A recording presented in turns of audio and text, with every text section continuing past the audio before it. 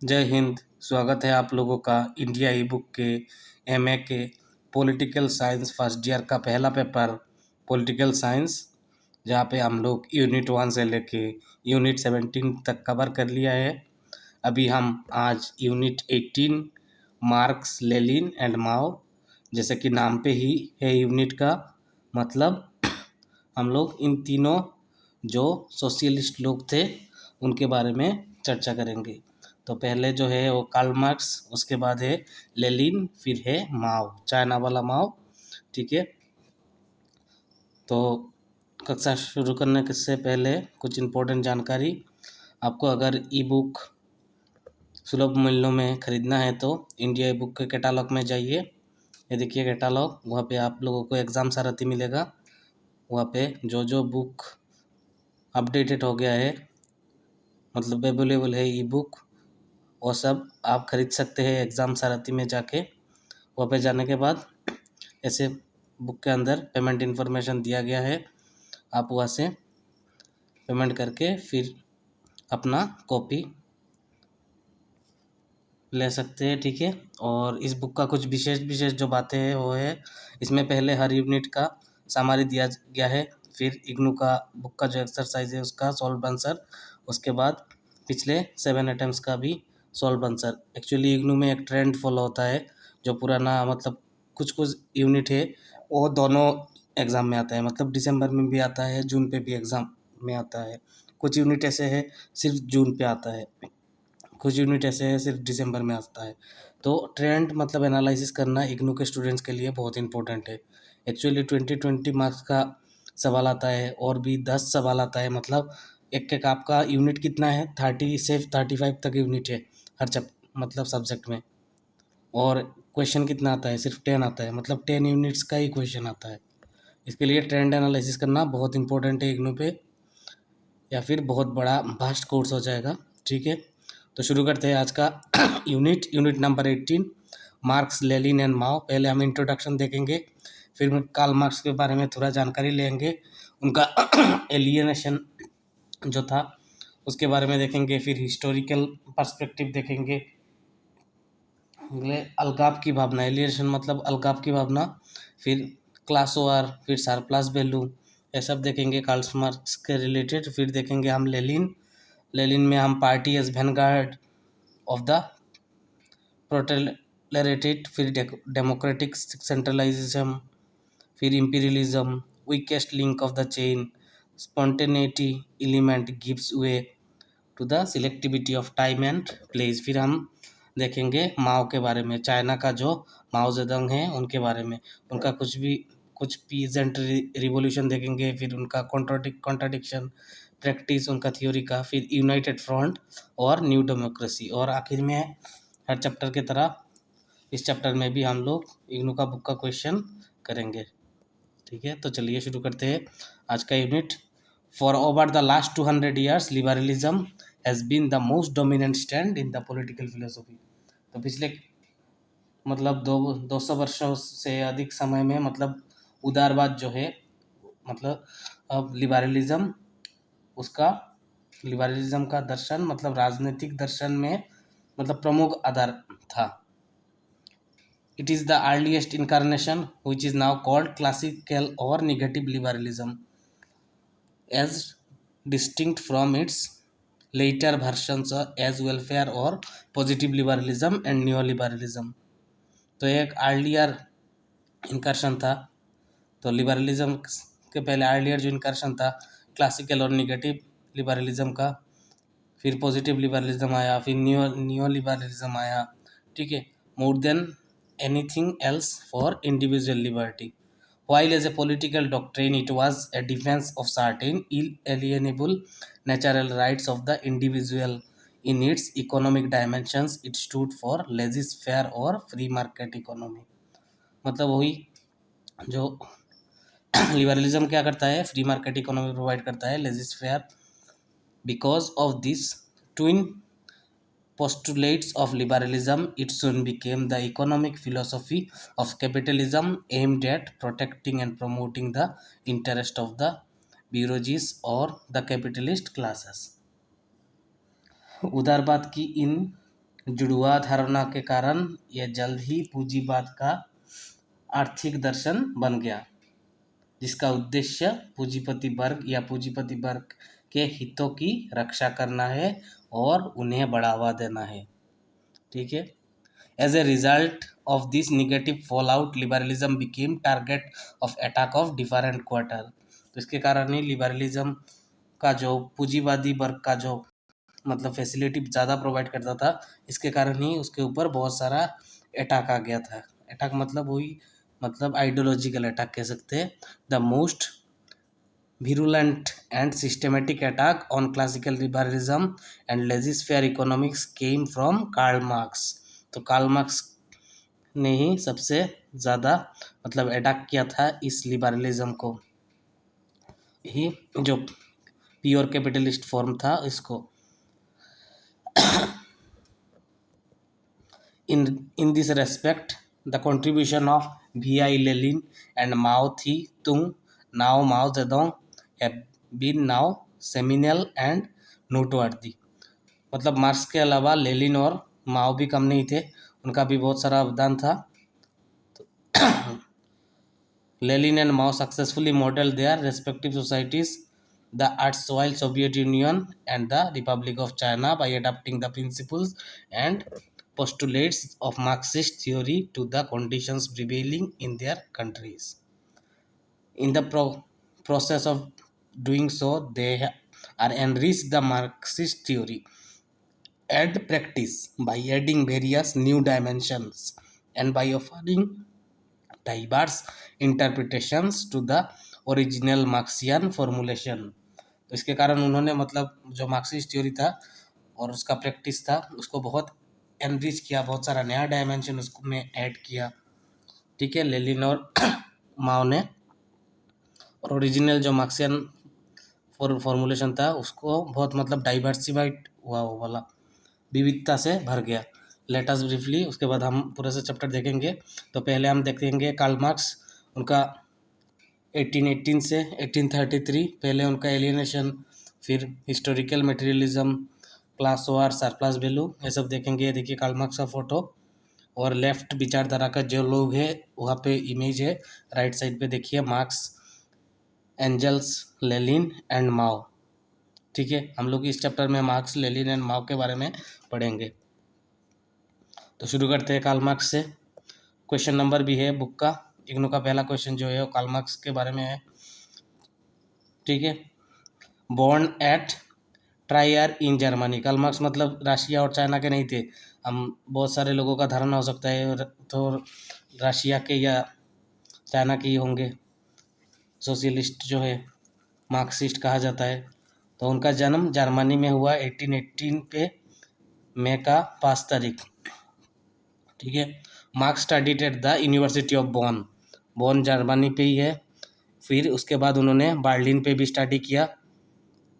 Young age में वो Hegelian movement में ज्वाइन हो गए और एंटी गवर्नमेंट प्रोटेस्ट भी किया उन्होंने। हेगेलियन मूवमेंट में क्या हुआ था एक्चुअली, हेगेलियन मतलब एक और मतलब विचारधारा के ऐसे लोग थे जो मतलब गवर्नमेंट के अगेंस्ट में मतलब मूवमेंट कर रहे थे। उनके आदर्श में हेगेलियन भी बहुत मतलब फेमस है, सोशलिस्ट लोग थे, उनके आदर्श में चल रहे थे कार्ल मार्क्स। तो वो हेगेलियन जो मूवमेंट है उसमें भी उनका क्रिटिकल रोल रहा। The central concern of this work is alienation. तो इनका सेंट्रल वर्क जो था, इसका केंद्रीय चिंता अलगाव था। अलगावाद जो कहा जाता है, अलगावाद वही alienation. It was also during his stay at Paris that he met Friedrich angel.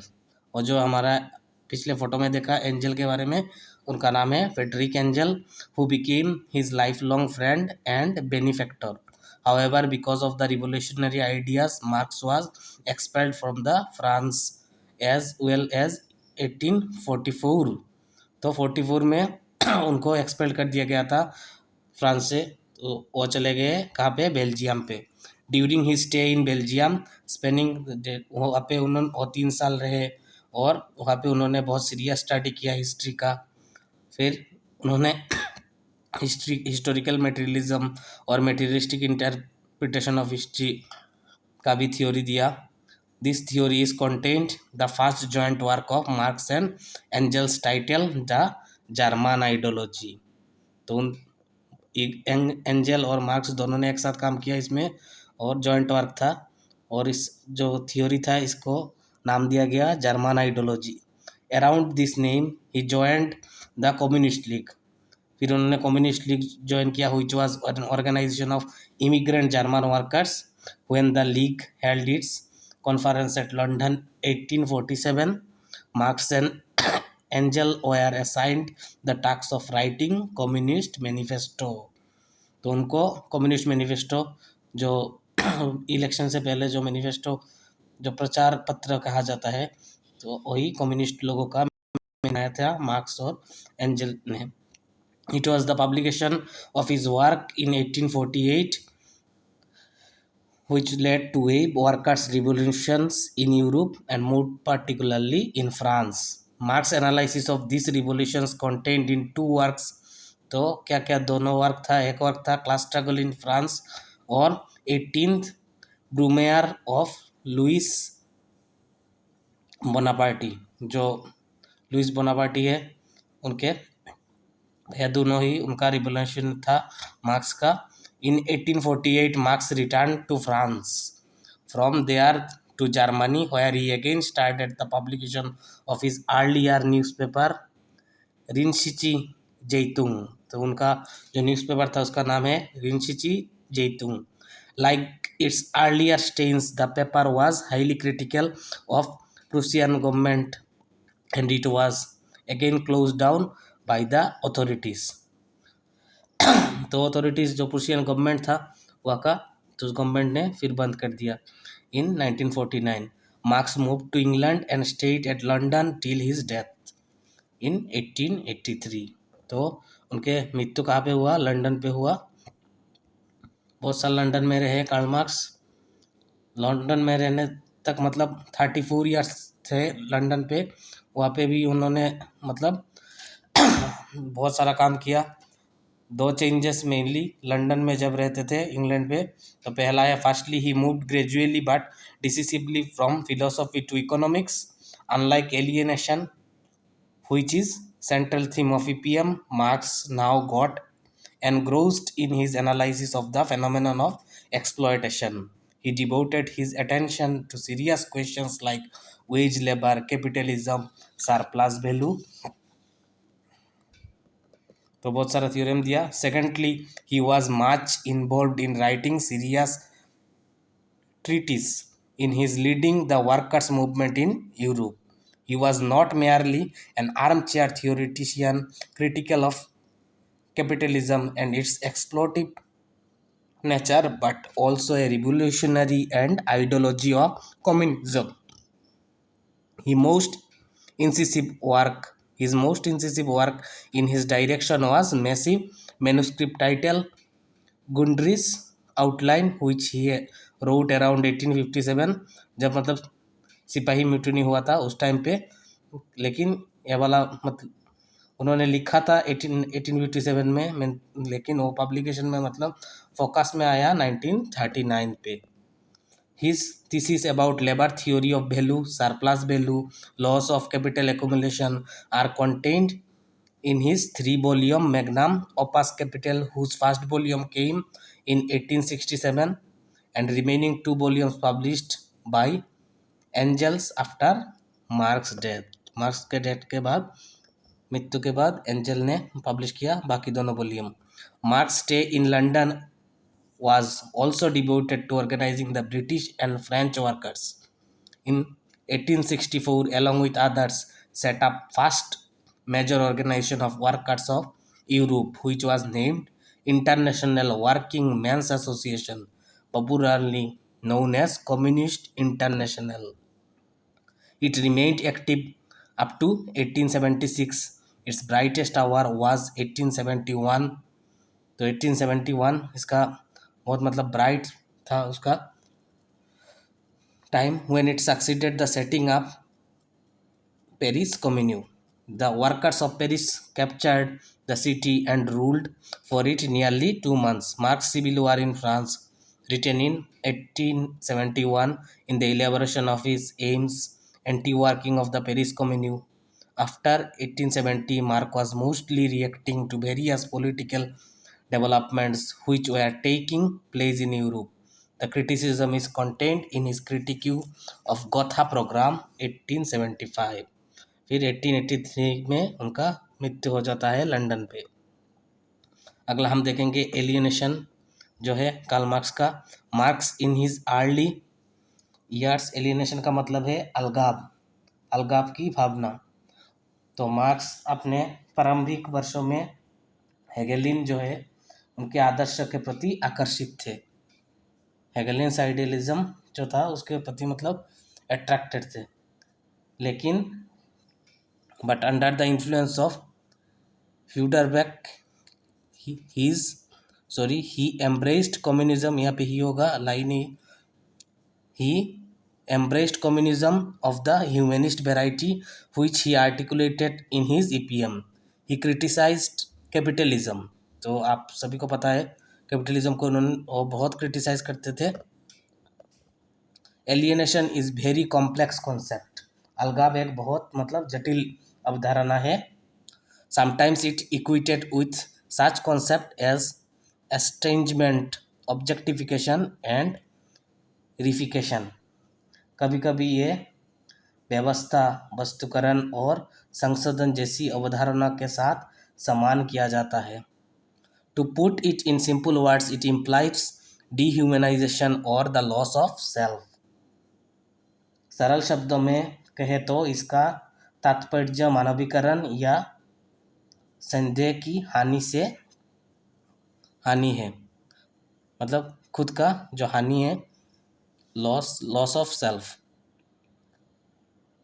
The worker in a capitalist order works in a mechanical manner and does not derive any pleasure from his work.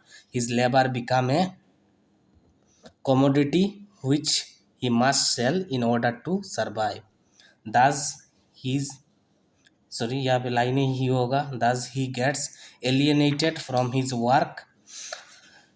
He also alienated from the product of his labor, from his fellow workers and from natural world. Marx argued that in a capitalist society the worker is alienated from the product of his labor because it does not belong to him but belongs to somebody else।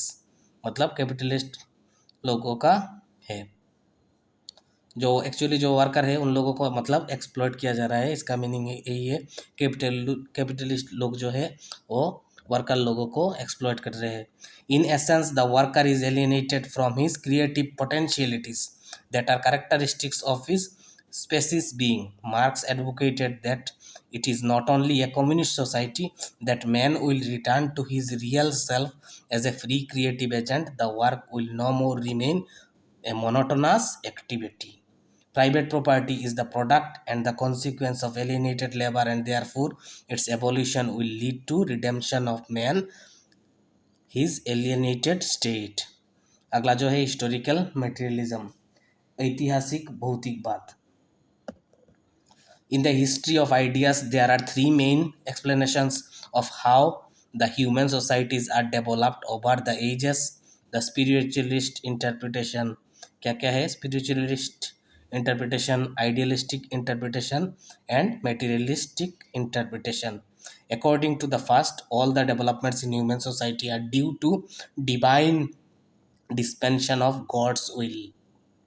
जो भी मतलब है spiritualistic जो विचारधारा है वो क्या कहता है, जो भी सृष्टि है और मतलब भगवान के द्वारा बनाया गया है। According to the second, it is the ideas that constitute the motor of human history.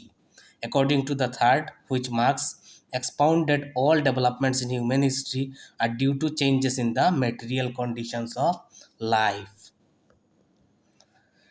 In the idealistic interpretation, it is the mind which primary and matter secondary, while according to Marx's materialistic interpretation, it is the matter which is primary and the mind secondary। The doctrine of historical materialism constitutes the core of Marxian writings।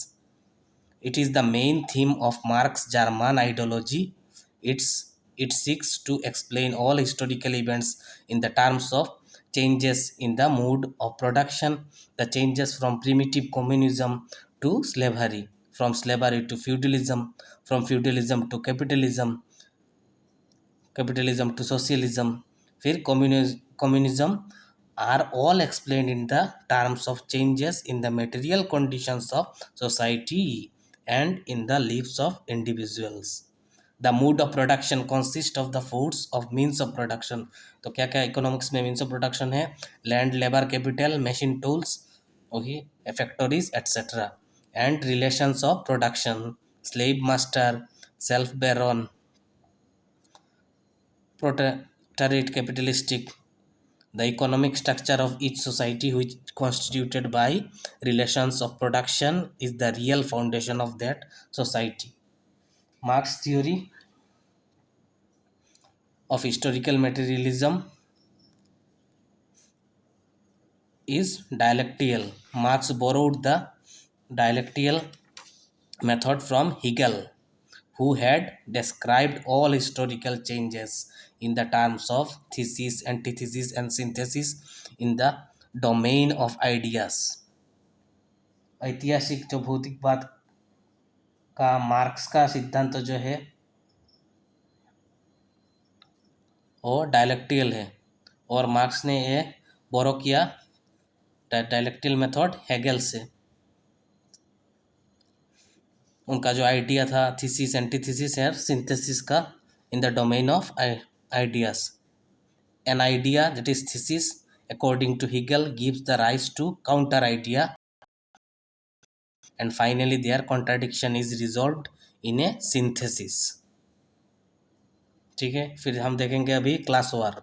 The mood off production or the way of social production is organized in a society, and the way instruments of productions are used for such production determines social, political, legal, ideological character of society. किसी भी समाज में उत्पादन का तरीका या जिस तरह की सामाजिक उत्पादन का आयोजन किया जाता है और जिस तरह की उत्पादन का साधनों के उपयोग इस तरह की उत्पादन के लिए किया जाता है, वह समाज के सामाजिक, राजनीतिक, कानूनी और वैचारिक चरित्रों की निर्धारण करता है. At certain stage, the forces of production outgrow, develop beyond the relations of production, and get out of tune with the existing relations of production, which fetter the former's growth. This contradiction between the forces of production and relations of production leads to a class war. तो ये जो contradiction है इसके कारण ही उत्पादन की जो शक्तियाँ है और उत्पादन की संबंध है, इन दोनों के बीच में जो कॉन्ट्राडिक्शन है, विरोध भाव, इसके वजह से ही ये क्लास वर्ग युद्ध का शुरू होता है. That is a war between the class which owns the means of production and the class which owns the labour power. मतलब जो क्लास बाकी सारे मीन्स रहते हैं उनके पास, कैपिटल कह सकते हैं, लैंड कह सकते हैं, और जो लेबर फोर्स है वो दूसरे क्लास के पास रहता है. इसके वजह से ही क्लास वार का शुरुआत होता है. Class war according to Marx has been the most prominent and recurring feature of all human societies. When this class war reaches a watermark and contradictions become intense, it is resolved through a social revolution which ensures newer and higher relations of production corresponding to forces or means of production. But in due course, the forces of production again outgrow the relations of production, again necessitate a social revolution. This process goes on. A marked feature of class-based society is that the antagonism and contradiction arises due to divergent economic interest. वर्गाधारित समाज की एक विशिष्ट विशेषता है यह है कि भिन्न आर्थिक हितों के कारण विरोध या अंतर्विरोध उत्पन्न होता है. In order to defend its class interest, the class owing the means of production establishes its class rule. No antagonism, no progress. Asserted, marks ने कहा था ये, नॉन एंटागोनिज्म, कोई विरोध नहीं, कोई प्रगति नहीं. मार्क्स ने ये कहा था। अगर कोई विरोध नहीं हुआ तो कोई प्रगति नहीं होगा। यहाँ पे हम कुछ आर्गुमेंट देखेंगे मार्क्स कॉन्ट्राडिक्शन का सोसाइटी में, ठीक है। Which classes abolished and class society comes about, then the state will become the usually. अभी हम अगला भाग देखते हैं। सरप्लस वैल्यू दिसंबर 2019 पे आया है, इम्पोर्टेंट है। Another important theory that Marx initiated as in his theory of surplus value, अधिशेष मूल्य, मतलब सरप्लस जो रहता है अधिशेष मूल्य कहा जाता है इसको। It is with the help of the concept that Marx explain the whole phenomenon of exploitation in the capitalist society. इस अवधारणा की मदद से मार्क्स ने पूंजीवादी समाज के में जो शोषण होता है एक्सप्लॉयटेशन, उसके पूरी घटना की व्याख्या किया है। To put it in a simple, surplus value is what is normally called profit. तो सरप्लस वैल्यू क्या है? Profit. Marx argument is the worker produces social objects which are sold by the capitalist for more than what the worker receives wages. मतलब Marx कहते हैं कि जो worker लोग जो भी प्रोडक्शन में प्रोड्यूस करते हैं तो उनका भी कुछ भाग, मतलब उनको तो पैसा दिया जाता है प्रोडक्शन के लिए, लेकिन अभी बहुत कम है क्योंकि उनका भी एक भाग मतलब चोरी कर लिया जाता है जो लेबर लोगों का जो फोर्स सप्लाई होता है कैपिटलिस्ट लोगों के द्वारा।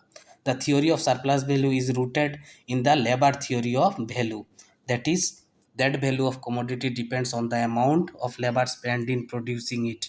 In other words, surplus value arises because some part of the worker's labor is not paid to him.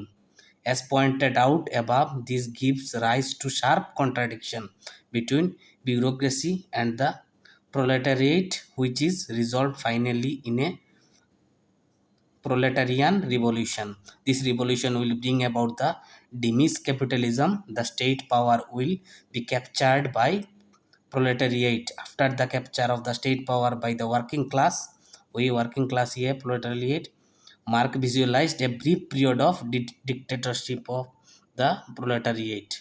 It is during the dictatorship that the society would usher in socialism and finally communism. Thus, communism is viewed by Marx as a classless society of associated producers. Communism for Marx was a society which revolutionary dictatorship of the proletariat would bring about after capitalism is overthrown. It will also undertake positive evolution of private property and the evolution of private ownership. In a communist society, there will neither be exploitation nor alienation. तो communist जो है वहाँ पे communist जो है जहाँ निजी संपत्ति का सरकार में संपत्ति है, प्रॉपर्टी है, उसको एबोलिश किया गया है। और कम्युनिस्ट समाज में नो शोषण और नो अलगाव, अलगाव मतलब एलियनेशन, ठीक है। अगला हम देखेंगे वी आई लेनिन 1870 से 1924। इनमें हम पहले देखेंगे, ये बहुत सारा टॉपिक देखेंगे, 5 टॉपिक है टोटल इसके अंदर। लेनिन के अंदर party as vanguard, democratic centralism, imperialism, weakest link of the chain, spontaneous element gives way to selectivity of time and place. तो एक एक करके हम देखते हैं। पहले लेनिन के बारे में से थोड़ा सा जानकारी ले लेते हैं। बोर्न एट सिम्ब्रिक्स, लेनिन भी मतलब चाइना या रशिया में जन्म नहीं हुआ उनका, सिम्ब्रिक्स में जन्म हुआ उनका, सॉरी हाँ सिम्ब्रिक्स एक्चुअली रशिया पे ही है। लेनिन वो had normal schooling, however he was taking his final school examination at the age of 16. His elder brother जो थे Alexander was charged of conspiring to kill थसर। थसर मतलब किंग कहा जाता है रशिया का। तो उनके एल्डर ब्रदर के ऊपर चार्ज था किंग को मारने की, मतलब प्लान बनाने का। And was sentenced to death, and उनको डेथ सेंटेंस भी डिक्लेयर कर दिया गया था by Tsarist regime. Despite all the trauma that his event brought to Lenin, he secured the highest possible marks in the school examination. ये सब इतना घटना होने के बाद भी वो अच्छा मार्क्स से पास हुए स्कूल में। After school education he joined Kazan University.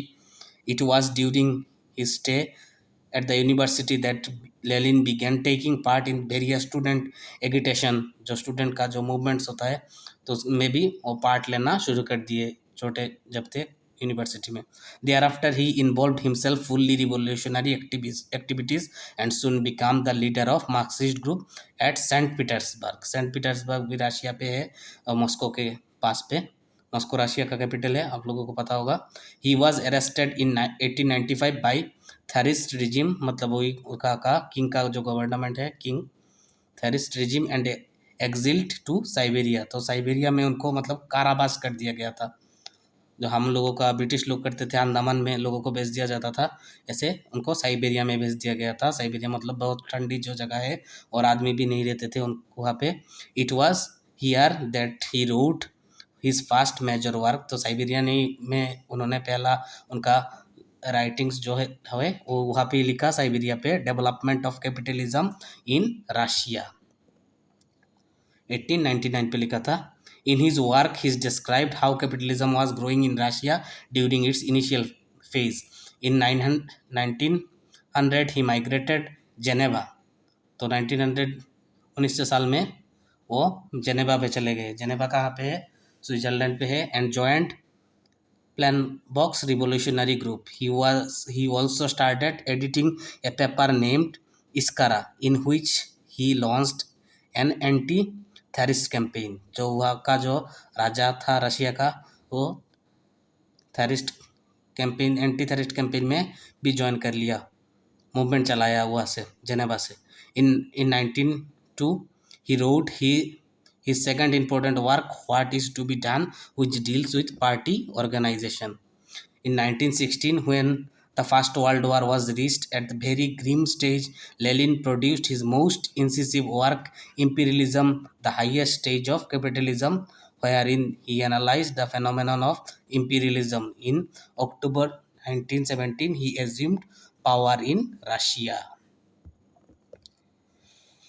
फिर हम देखेंगे party as vanguard of the proletariat. There are several seminal contributions of Lenin to Marxist theory and practice. तो मार्क्सिस्ट का जो थ्योरी था और प्रैक्टिस था उसमें से बहुत सारा कॉन्ट्रीब्यूशन था लेनिन का. In the development of capitalism in Russia, he tried to offer an interpretation of Tsarist Russia in Marxist terms. He argued that there was a large wage labor class in Russia. However, he expressed the view that this wage labor class was not fully conscious of its exploitation.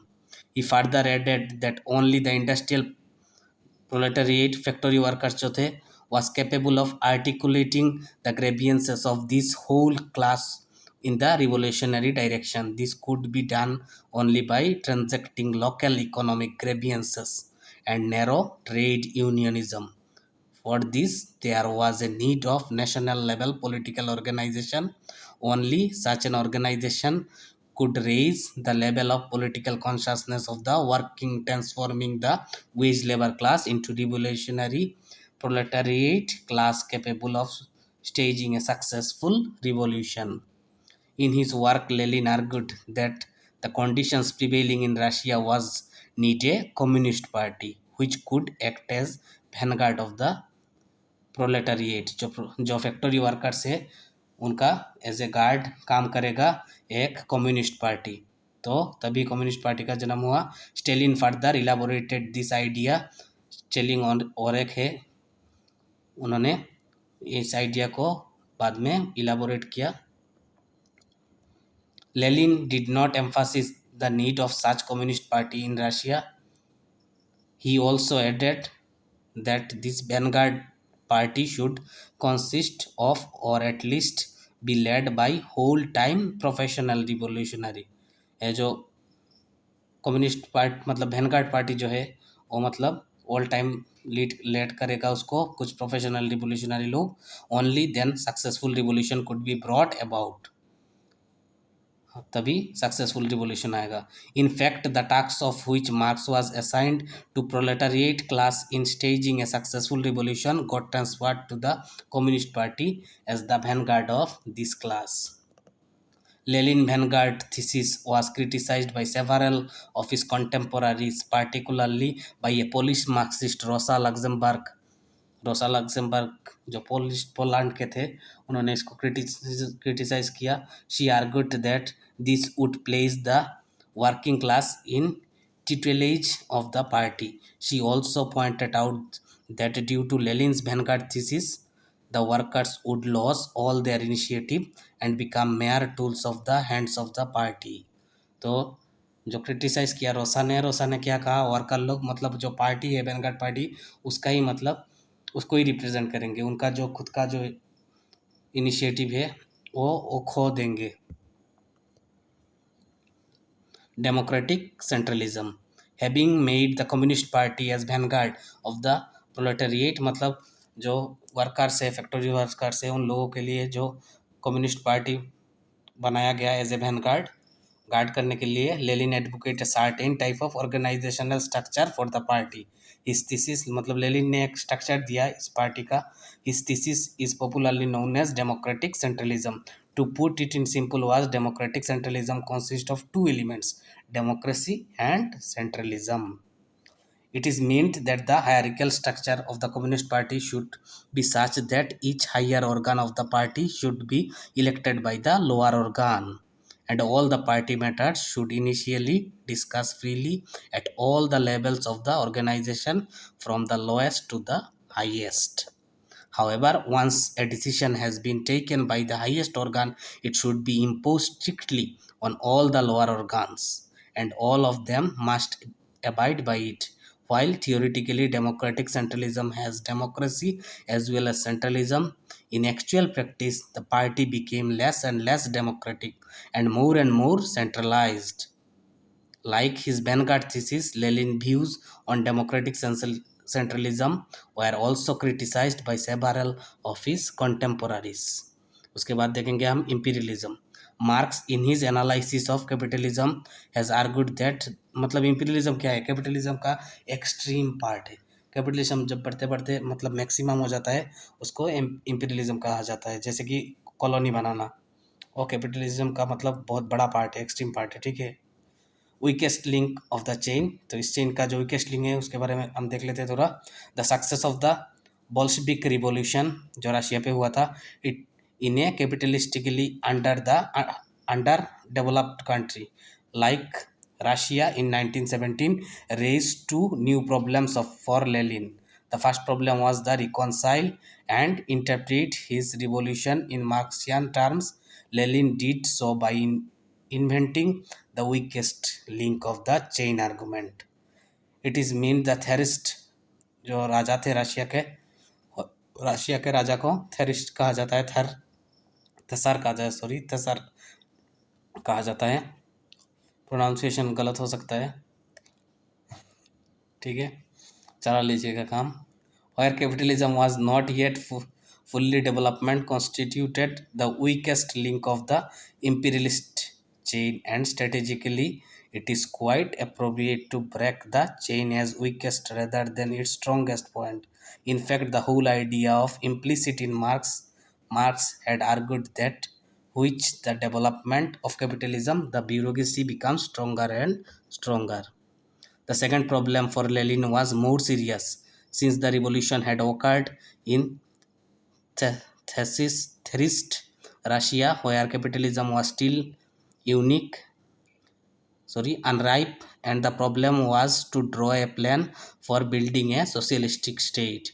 The problem got further compounded because Marx, in his writing, had given a very sketchy picture of the socialistic stage and had not explained in detail how a socialistic society would come about.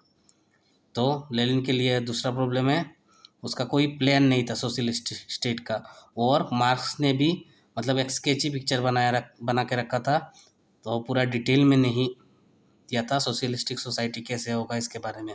The capitalist state according to Lenin emerged as an organ of class rule. It was a special organization of force and violence fix the exploitation of the working class. The capitalist state had to be replaced by a socialistic state. In his State and Revolution, Lenin offered some outlines of his strategy to build such a socialistic state in Russia.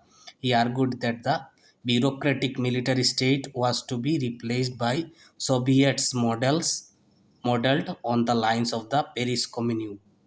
Moreover, he did not subscribe fully to the Marxist notion of withering away of the state. अगला जो है spontaneity element gives way to selectivity of time and place. As pointed out earlier, Lenin assigned the task of staging a successful proletarian revolution to the Communist Party as the vanguard of the proletariat amounted. Sorry, ये वाला खुद पढ़िएगा, ये chapter actually बहुत बड़ा है तो मैं थोड़ा सा स्किप कर रहा हूँ. स्पॉन्टेनियस एलिमेंट, स्क्रीनशॉट लीजिए, खुद एक बार रीड कीजिए. अभी हम माओ पे जाएंगे, माओ वाला थोड़ा सा हम चर्चा करेंगे. माओ जो है, माओ जेडोंग, माओ थी तुंग 1893 से 1976. इसके अंदर हम पढ़ेंगे peasant revolution, contradiction on practice, United front end new democracy. तो पहले हम माओ जेडोंग के बारे में थोड़ा सा देख लेते हैं. उनका जन्म हुआ शाओशेन इन हेनान प्रोविंस, चाइना पे है हेनान प्रोविंस, हेनान पे वहाँ पे जन्म हुआ उनका 1893 पे. माओ जो है वो सेकंड मार्क्सिस्ट रिवोल्यूशनरी है, लेनिन जो है वो फर्स्ट मार्क्सिस्ट रिवोल्यूशनरी है. ठीक है. Moreover he did so primarily with the help of peasantry, a class which Marx thought had no revolutionary potential. Even मतलब पहले मार्क्स सोचते थे उसमें मतलब रिवोल्यूशनरी पोटेंशियल नहीं थे. Even Lenin had not placed much faith in peasant class.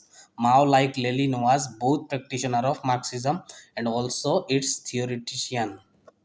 After a little formal education, कुछ formal education किया उन्होंने हेनान प्रोविंस में during 1911 revolution led by Kuomintang. KMT party जो है कोमिंतांग कहा जाता है, उस वहाँ पे वो ज्वाइन हो गए. Soon after the success of KMT Kuomintang party revolution he move to Changsha. Changsha जो है वो कैपिटल है हुनान का. एंड लेटर टू, यहाँ पे एलो नहीं टू होगा, लेटर टू पेकियांग. पेकियांग है अभी का जो चाइना का कैपिटल है बेजिंग, वहाँ पे वो शिफ्ट हो गए.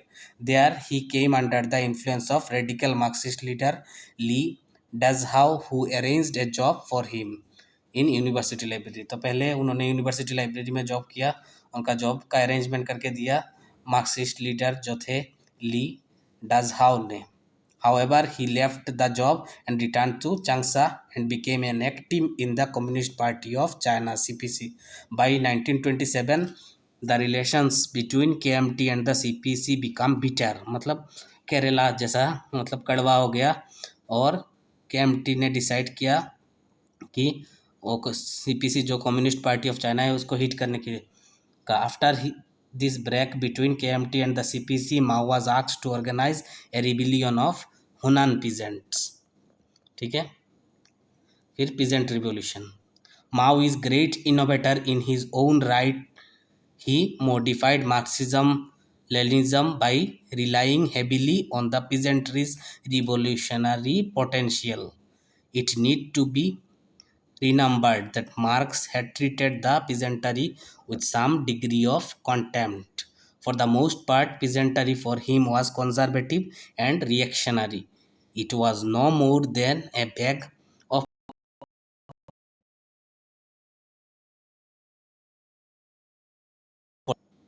Mao's fundamental contribution, therefore, was to bring about the revolution in China, mainly with the help of peasantry. More than anything else, his revolution model became relevant for several Afro-Asian peasant societies. Secondly, Mao in his cultural revolution phase drew some lessons from the course of post-revolutionary reconstruction in the Soviet Union and warned against the emergence of the new bureaucratic class who were beneficiaries of the transitional period. फिर है contradictions. In Marxist theory the main vehicle of all changes in the society is contradiction. वही मतभेद ही जो society में change होता है उसका main reason ही मतभेद है. माओ फर्दर इलाबोरेट दिस आइडिया. माओ ने फर्दर इस आइडिया को भी इलाबोरेट किया. फॉर हिम कॉन्ट्राडिक्शंस और the unity of opposites, thesis and antithesis, leading to a higher level and transforming quantity to quality was the fundamental law of historical development, but he did not fully endorse the Marxist position on contradiction. It may be mentioned that Marx in his writings seems to have used the terms contradictions and antagonisms almost interchangeably.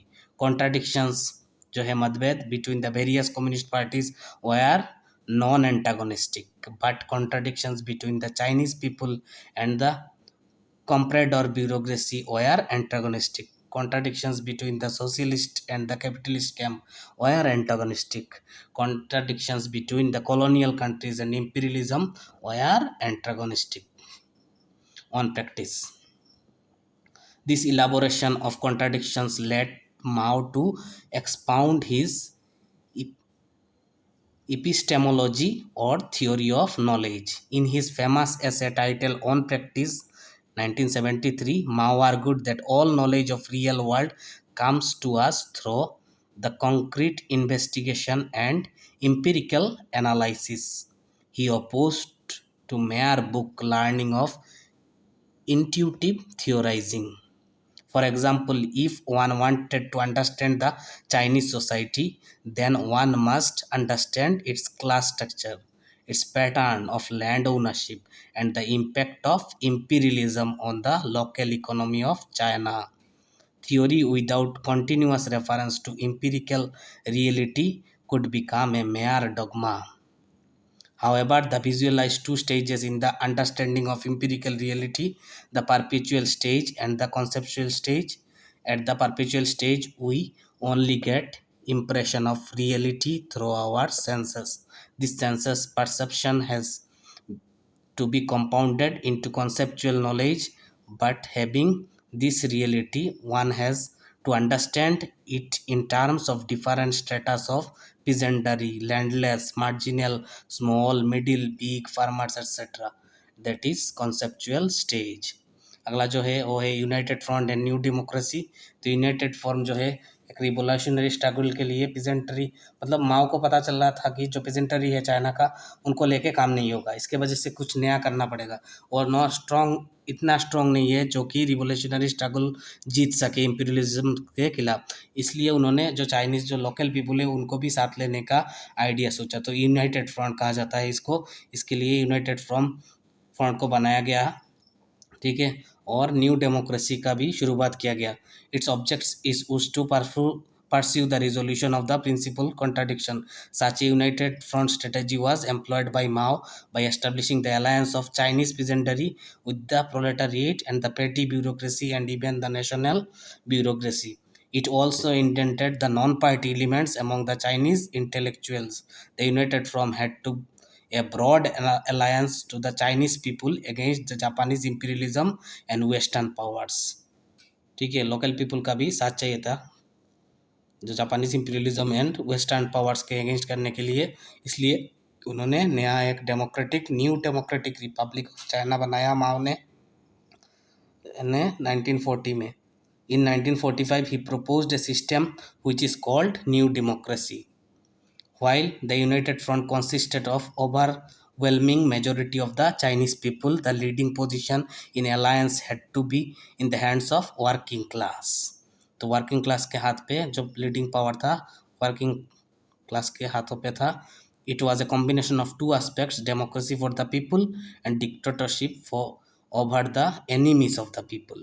तो democracy people के लिए और dictatorship जो मतलब people का enemy है उन लोगों के लिए, और the running dogs of imperialism उन लोगों के लिए। In fact he combined Marxism and nationalism. तो मार्क्सिज्म एंड नेशनलिज्म दोनों को कॉम्बाइन कर दिया था माओ ने। तो बहुत बड़े रिवोल्यूशनरी व्यक्ति थे चाइना के, ठीक है। अभी हम इग्नू के बुक के क्वेश्चन देखते हैं एक एक करके। पहला वाला जो हम लोगों ने देखा दिसंबर 2020 में भी आया है, what is the main intellectual contribution of early Marx and how does Marx differ from later Marx. वही मार्क्स वाला लिखना है, देखिए दिसंबर 2020 में आया है। हालांकि इस चैप्टर में दिसंबर पे ही आता है, describe the contribution of Karl Marx to political theory, ये सेम ही है। एक number question, what is the materialistic interpretation of history, वही मटेरियलिस्टिक कार्ल मार्क्स वाला। Write a short note on theory of surplus, तो मटेरियलिस्टिक इंटरप्रिटेशन है। उसके बाद सरप्लस वैल्यू है, सरप्लस वैल्यू भी पूछा गया है दिसंबर 2019 में मार्क्स का। What is Lenin's theory of party organization and what is Lenin analysis of imperialism. तो लेनिन के बारे में पहले लिखना, उसके बाद लेनिन के पार्टी ऑर्गेनाइजेशन जो है वैनगार्ड सिस्टम बनाया कम्युनिस्ट पार्टी का। तो और लेनिन का जो एनालिसिस है इम्पीरियलिज्म वाला, तो पहले लेनिन के बारे में लिखना, फिर इम्पीरियलिज्म का टॉपिक लिखना थोड़ा सा। ये देखिए ये वाला भी क्वेश्चन आया है दिसंबर 2018 में, हालांकि इस यूनिट से सिर्फ दिसंबर में ही आता है, तो जून के एग्ज़ाम में शायद नहीं आ सकता है, लेकिन फिर भी इम्पोर्टेंट है। मतलब बहुत सारा जानकारी है इसमें, मार्क्स लेनिन और माओ का कुछ ना कुछ तो आएगा, दूसरे चैप्टर से भी रिलेट करता है, इसलिए ये जानकारी मतलब आप लोगों को रीड करके ही जाना है। Discuss Lenin's contribution to bring communist revolution in Russia, दिसंबर 2018 में आया है। ठीक है, वही लेनिन वाला, रशिया का जो रिवॉल्यूशन लाया पहला, तो लेनिन के बारे में लिखना है इसमें। फिर पांचवा जो है describe Mao's analysis of classes in the Chinese society. Mao वाला बहुत सालों में नहीं आया, तो माओ वाला थोड़ा सा कीजिएगा इस बार। What was the Mao's contribution to the theory of contradictions, अभी अभी हम लोगों ने किया माओ का चर्चा। ठीक है, आज का कक्षा यहाँ पे ख़त्म करते हैं। आशा करता हूँ अच्छा लगा होगा आप लोगों को, और जय हिंद, जय Bharat, and finally God bless you all.